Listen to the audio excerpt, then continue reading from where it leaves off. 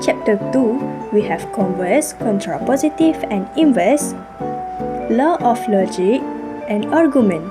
For chapter 3, we have forward and backward method, the choose method.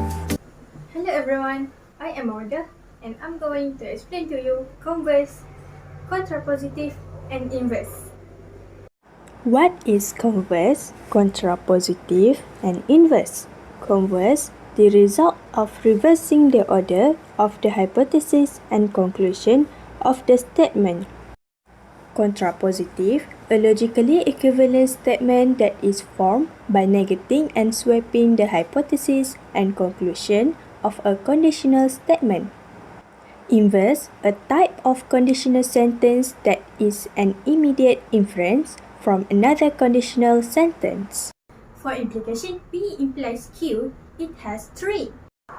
When Q implies P, it is converse. When negation Q implies negation P, it is contrapositive. When negation P implies negation Q, it is inverse. Let's see the truth table to prove converse, contrapositive, and inverse. Let's see the example. If she is sick, then she take medicine. For converse, if she take medicine, then she is sick.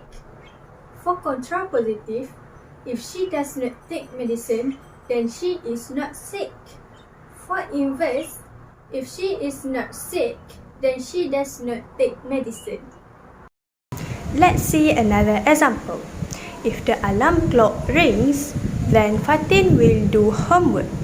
For converse, if Fatin do homework, then the alarm clock rings. For inverse, if the alarm clock does not ring, then Fatin will not do homework. For contrapositive, if Fatin does not do homework, then the alarm clock does not ring. Let's do another example.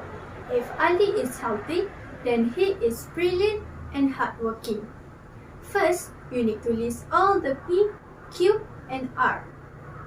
The question wants us to list inverse, converse, and contrapositive in symbol logic and words.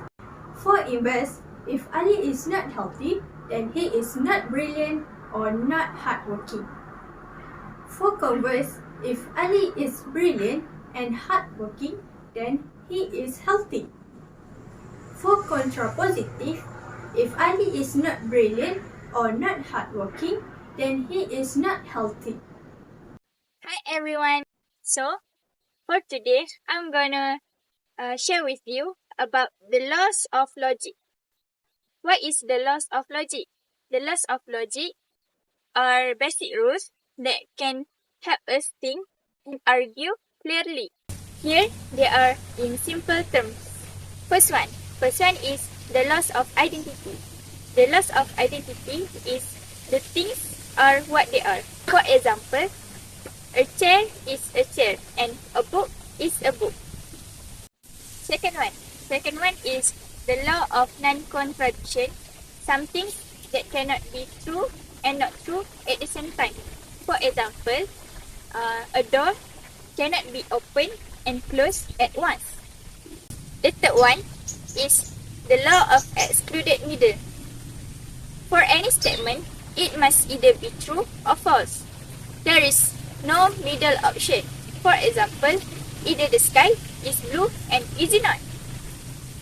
So, these rules help us to make sure our thinking is logical and constant. Okay, next we go to the laws of logic. The first one is double negation law. Second is De Morgan's law. Third is communicative law. Fourth is associative law. Fifth is distributive law. And sixth is idempotent law. 7 is inverse law. 8 is identity law. 9 is domination law. 10 is definition of implication. 11 is definition of biconditional. And the last one is absorption law. Okay, Next, we go to the example 1. We have to use the laws of logic to answer this question. Okay, the question is simplify P and negation Q or Q. First one, we have to use communicative law. Okay. Second one, we have to use distributive law. Next, we have to use inverse law to change Q or negation Q to the tautology. Okay. Last one, we have to use identity law, and the answer is Q or P. Okay, next we go to the example 2. Show negation Q implies P and Q is Q. Okay, first one, we have to use implication law. Second, we have to use divergence law. Next, we have to use double negation law. Next, we have to use communicative law. And then we use distributive law. Next, we use inverse law to change the negation P or P to the tautology. And the last one, we use identity law, and the answer is Q. Okay, this is the last example. We have to use the laws of logic to prove this proposition. Okay, first we have to use distributive law. Next, we have to use distributive law again. Next, we have to use inverse law to change Q or negation Q to the tautology, and negation P or P to the tautology too. Okay, next we have to use identity law. Next, we have to use definition of implication. And the last one, we have to use biconditional identity law. And the answer is P biconditional negation Q. Okay, that's all from me. Bye-bye. Next, we will go to the arguments. What is arguments? Argument is the list of the given statement called premise and final statement called conclusion. And we will express it like this. How to know that the argument is valid? Argument will valid if the all premises are true and the conclusion also true. We will use implication, which is all premises logically implies with conclusion, and implication are tautology. We have three ways to prove the arguments. First, we have truth table. Second, we have law of logic. And lastly, we have rule of inference. This is example 1. How to prove the argument using truth table. As I said before, all statements also can be expressed using implication. Truth table. Truth table is used to display the relationship between truth value of proposition. Okay, so we need to complete the truth table. Most important thing is the last table. Last table must be all true. So the implication will get tautology. If the implication is tautology, I said before, it is valid.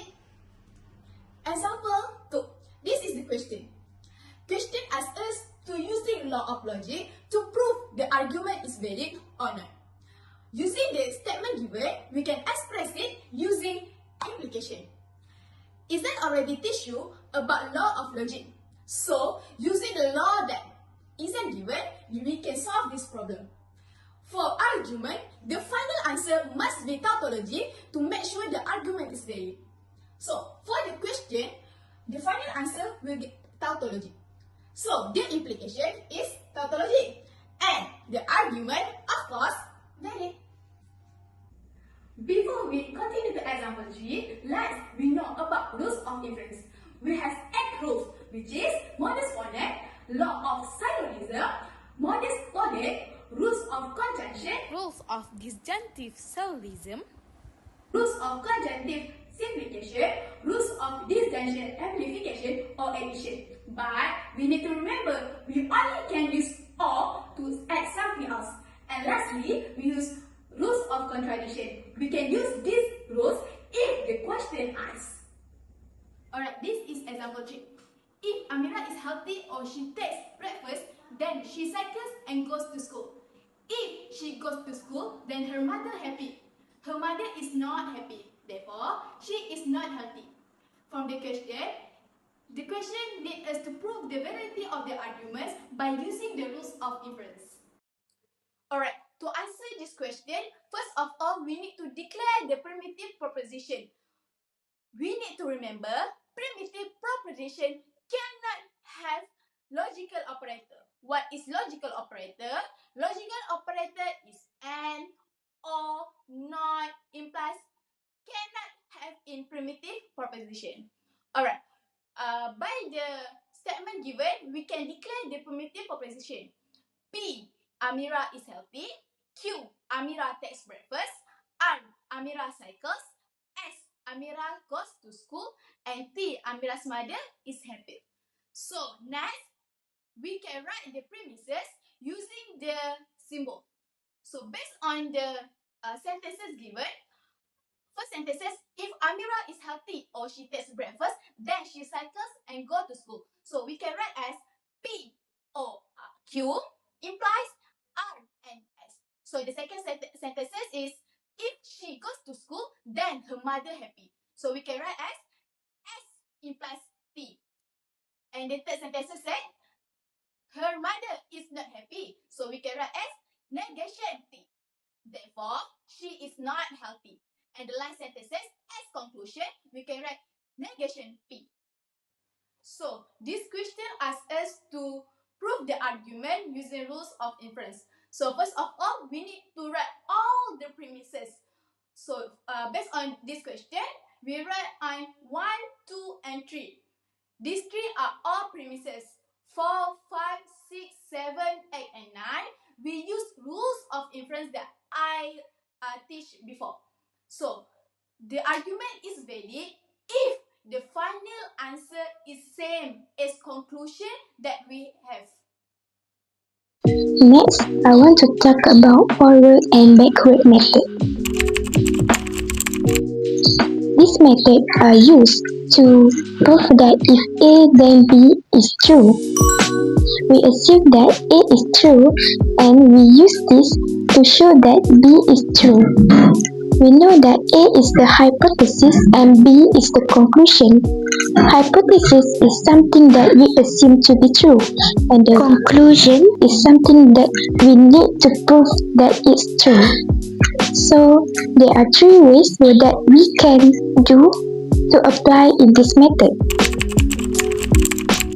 The first one is we need to find the keyword. The second step is we need to apply backward method process, and the third apply forward method until the backward and the forward is equivalent.